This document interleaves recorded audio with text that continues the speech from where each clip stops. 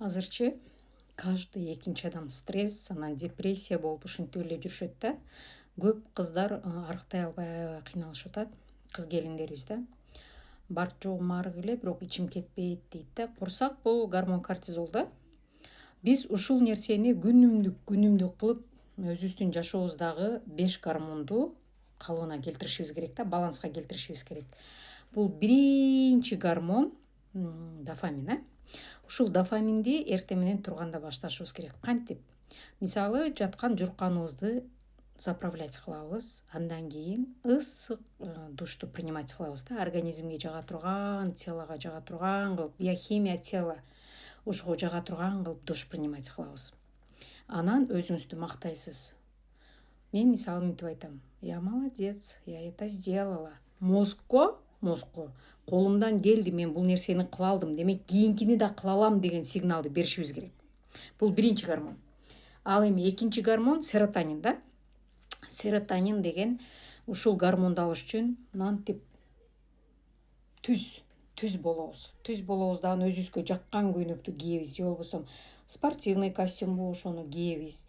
Өзүбүзгө жаккан нерсени кийип, анан жакшынакай болуп, уверенность берип өзүбүзгөчү мозг что-то башкача болуп атат деген сигналды алыш керек да. Бул серотонин гормон ушундай. Уверенность берип, анан басып, ушинтип тигинтип мынтип бияка басып, каблук кийип алып, мүмкүн болсочу, уверенность бир улам мынтип сутулиться этип атканда мынтип көкүрөктү керип, мындай түп-түз кылып басып ушинтип көргүлө дагы. Ал эми үчүнчү гормон окситоцин да. Окситоцин мен Гүлназ деген психолог менен группада көп иштешем да.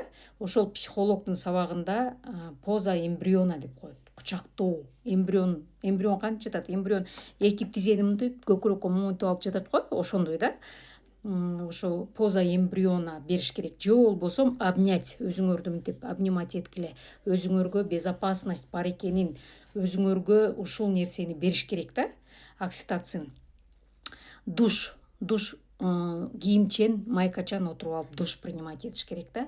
Телону сезиш керек, безопасность, эч нерсе коркунуч жок экенин организм, тело полностью сезиш керек. Жакын адам менен баарлашуу керек, диалог керек бул жердечи.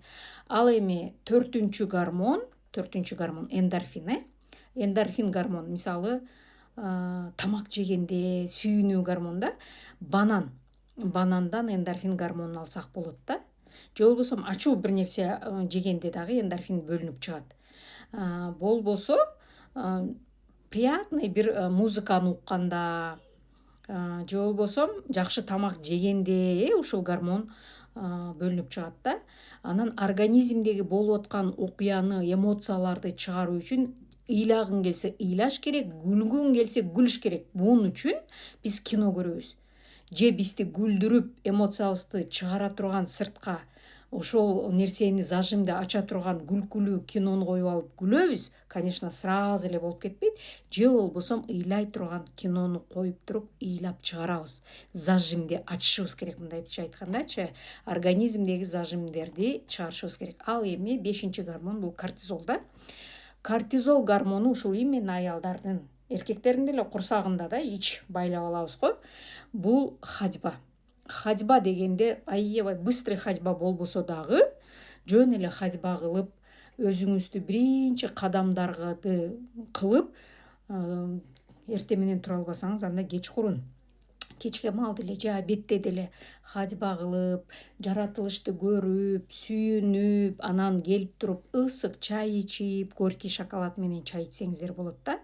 Эмне үчүн биз тревога болгондо тамак жегибиз келет? Эмне үчүн биз тревога болуп, кыжаалатчылык болгондо тамак жейбиз, же болбосо таттууларды жейбиз? Себеби мозг безопасности дегенди алыш керек да. Ошол нерсени алуу үчүн биздин организм стресс бир нерсе болуп атканда тамак жейт. Эгер ушул нерселерди кененирээк үйрөнөм, мен жакшыраак салмак таштайм, жашоомдагы тревогалардан арылам десеңиз, анда менин курсума катышсаңыз болот. Менин курсумдун баасы азыр 2000 сом, бирок психолог менен курсум бар, ал мындан дагы кымбатыраак. Сиздер менен Гүлайша Атабаева.